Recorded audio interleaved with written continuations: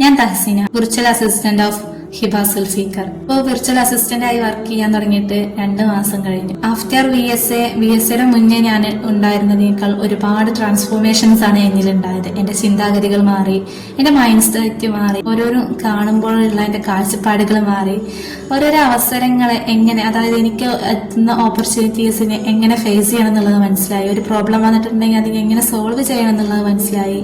മാഷാഅല്ലാഹ്, അൽഹംദുലില്ലാഹ്. VSA ആവുന്നതിന് മുന്നേ ഞാനൊരു ഹോം മേക്കറും കൂടെ ഞാനൊരു ഡിസ്റ്റന്റ് ആയിട്ട് PG ചെയ്യുന്നൊരു സ്റ്റുഡന്റുമായിരുന്നു, ഒരു ഉമ്മയാണ്. അതിനെല്ലാം അപ്പുറം അന്ന് എനിക്ക് എന്തെങ്കിലും ഏർണിങ്സ് ചെയ്യണമെങ്കിൽ PG കഴിഞ്ഞിട്ട് ഇനി എന്തിലെങ്കിലേക്ക് പഠിക്കണം, അങ്ങനെ ഉണ്ടായിരുന്ന ഒരു അവസ്ഥയിലാണ് എന്നിലേക്ക് VSA എത്തിച്ചേർന്നത്.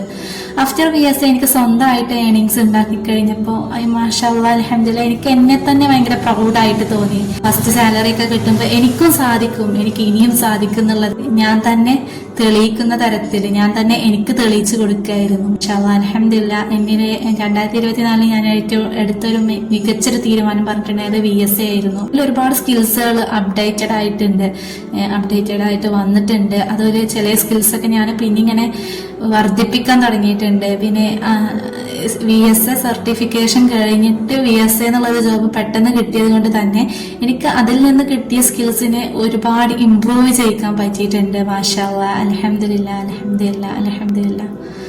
So grateful for this course, mashallah.